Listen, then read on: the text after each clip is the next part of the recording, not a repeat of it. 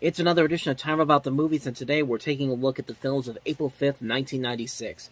Only 4 movies to look at this week, so let's go ahead and jump on into it. And we'll start off with the biggest new release of the weekend, which really wasn't by that much. I mean, when you look at the actual list here, we'll talk about that in just a little bit. But the biggest new release of the weekend was Richard Gere and Edward Norton in Primal Fear.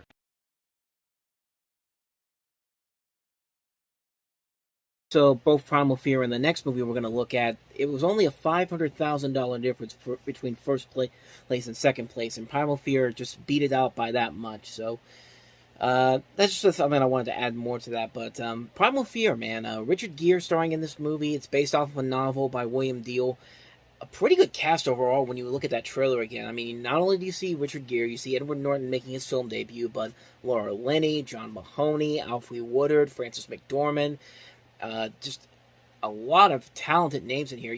Some of the names that aren't even in this trailer. You see Andre Braugher in there too, but you also see Terry O'Quinn, Maura Tierney. There are some notable names in this movie, and the movie is a pretty interesting legal thriller. It's a very solid film.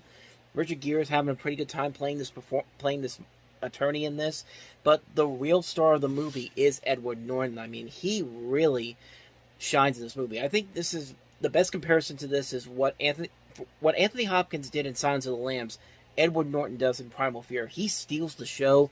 He has one of the strongest performances. He has the strongest performance in the movie, I should say.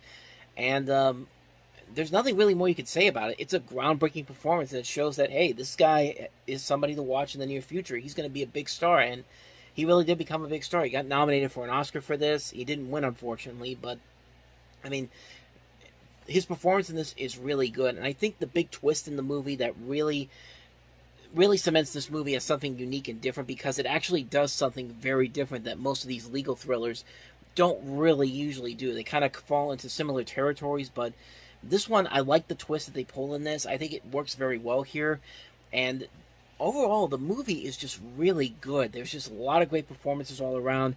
The twists and turns this takes are very solid. The mystery aspect of it is very well done. It's a very solid film from this director, Gregory Hoblit, who has had a mostly mixed career as a filmmaker. He's directed some decent films for television, but when it comes to his movies he makes for theaters, they're more mixed than actually good. I think this is actually his strongest film he's made as a filmmaker, because this is the guy who also did Fallen with Denzel Washington, Frequency, which has an interesting concept, but we'll get to that one eventually. Bruce Willis' Heart's War, which was seen as a major flop at the time. Fracture with Anthony Hopkins and Ryan Gosling. And the last movie he directed was Diane Lane in Untraceable, which was not a very good movie by any means necessary. And but this is without a doubt probably his best film as a filmmaker, which really, it definitely shows in here. I think it does work very well. It has a good script to work off of, great performances all around, and a great twist that really puts it over the top over most of these other legal thrillers of this type. I think it's a very solid film, a very good movie. If you haven't seen it, I highly recommend checking it out, especially for Edward Norton's performance in this. Primal Fear, fantastic film. So, with that said, let's move on to the next movie, and that is Martin Lawrence in the comedy A Thin Line Between Love and Hate.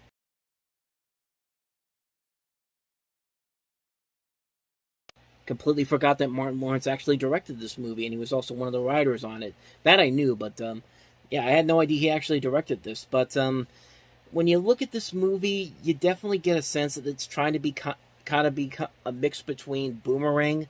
I can see definitely the Boomerang part, and even a little bit of Fatal Attraction, that's actually what was the influence of this movie, was both Fatal Attraction and Boomerang, and coincidentally, Martin Lawrence was also in Boomerang as well. But this is a movie that I remember seeing a long time ago, and really, I don't remember too much about it. I thought the movie itself was just okay for what it was, but I really had no desire to watch it again, especially since, like, Boomerang, I think, did it a whole lot better than this movie probably did. But I will say this, though. I do like Martin Lawrence in this movie, and I really think Lynn Whitfield really stands out in this. She's a very good actress who's been in a lot of really good stuff.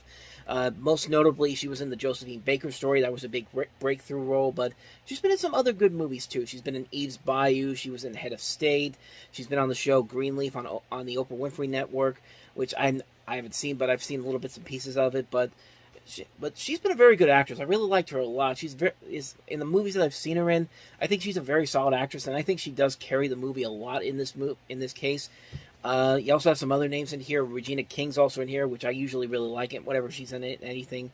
Bobby Brown is in this. Della Reese, Daryl Mitchell, Wendy Raquel Robinson, Faison Love, Tracy Morgan, Tiny Lister, even Michael Bell, the prolific voice actor, has a role in this movie, which I didn't think he did any live action roles, but lo and behold, he's in this movie, and for the most part, I remember coming out of it going, that movie was all right, but it's not something I'd ever want to watch again. And I kind of still stand by that when I'm trying to remember if there's anything about this movie that really left an impact on me. And really, the only thing I could say is Lynn Whitfield probably was the best thing about the film, at least in my personal opinion. But it's been a long time since I've seen this movie. I've largely forgotten about it, and like I said, I don't really remember anything too memorable about it except for Lynn Whitfield. But other than that, that's pretty much all I remember about it. I remember watching it one time. I was just kind of like, this isn't too bad, but it's something I'd probably never watch again. And I hadn't watched it ever since. It's been like, I want to say it's been like 6-7 years since I've seen this movie, and I don't remember too much about it. So that's pretty much all I got to say about that one. That's a thin line between love and hate. Moving on to the next movie, and that is Faithful.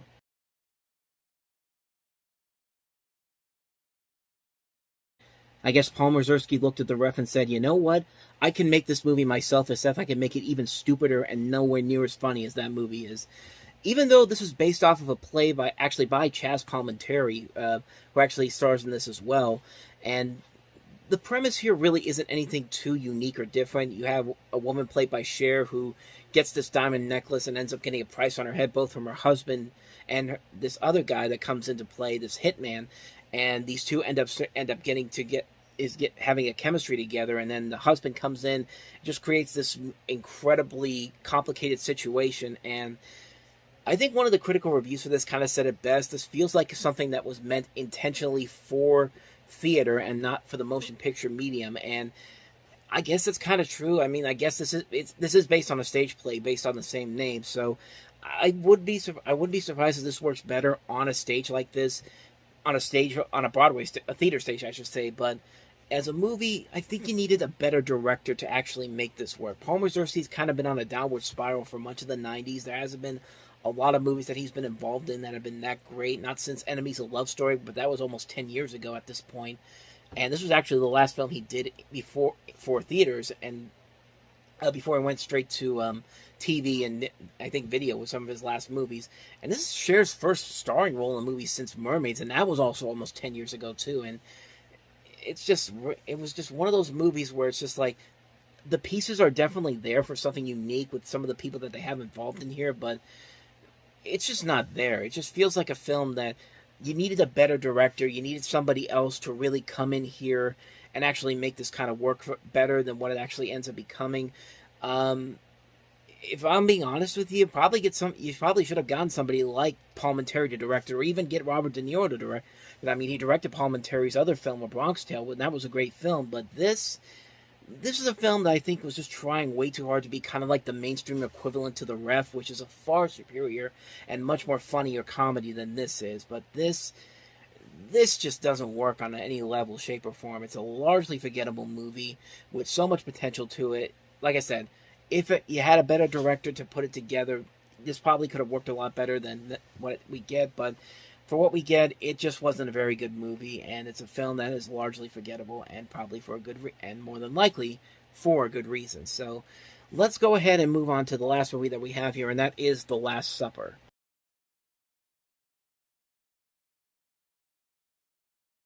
All right, then. That is certainly a very interesting movie. How the hell have I never heard of this movie?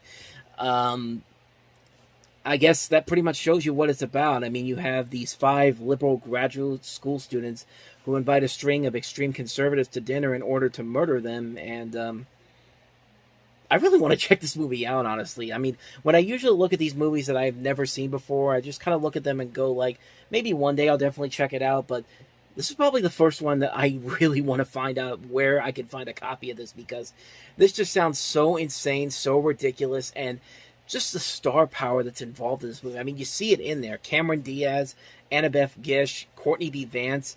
I mean, that's just the 3 of the 5 students in this, but then you have Jason Alexander, who's an anti-environmentalist, Nora Dunn, Charles Durning, Mark Harmon, Bill Paxton, Ron Perlman. I mean, just like there's so much star talent in this movie, and I really want to look at this and go, where the hell can I find a copy of this movie so I can actually check it out? Because, man, this looks like it could be something that was ahead of its time. Because this is something that could work in today's world, kind of. I think you know what it kind of reminded me of? That movie, The Hunt, which was pretty much, I think it was pretty much the same concept, if I'm not mistaken. It was I think it was a film that was almost pretty much the same thing, where you have this battle, but that movie had the battle between the left and the right in that particular film. But that's the definite feel that I get from looking at the trailer for this movie, because wow, that looks like something that could, if it's good, it could be something that's way ahead of its time, but it could be something that's also kind of bad at the same time. But you know what? It's something that I kind of want to see for myself. I mean, it's got decent reviews, but nothing that says that this is something that's like, it's like in the 80s or 90s or something like that. It's at 61%, which means it's just a mostly mixed bag. But I don't know. Maybe it could go either way. But I'm definitely curious to see what this movie is all about. So yeah, if I can ever find a copy of it, I really want to check this movie out. It's a film called The Last Supper, and I kind of want to see it now. And so on that note, we wrap up another edition of Time About the Movies. And next time we meet, we'll have 6 movies to look at. Some more notable movies on this one, including Disney's James and the Giant Peach, based off the Roald Dahl book. We also have Mark Wahlberg and Reese Witherspoon in the thriller Fear. We also have The Kids in the Hall Gang and Brain Candy, Jane Eyre, Getting Away with Murder, and Loaded. So we'll look at those 6 movies next time. But until then, thank you very much for watching, and if you want to see more videos like this, please hit the playlist on the next page, check out the previous episode, and I'll see you guys tomorrow for another episode. So thank you very much for watching. I'll see you next time, and until then, as always, take care.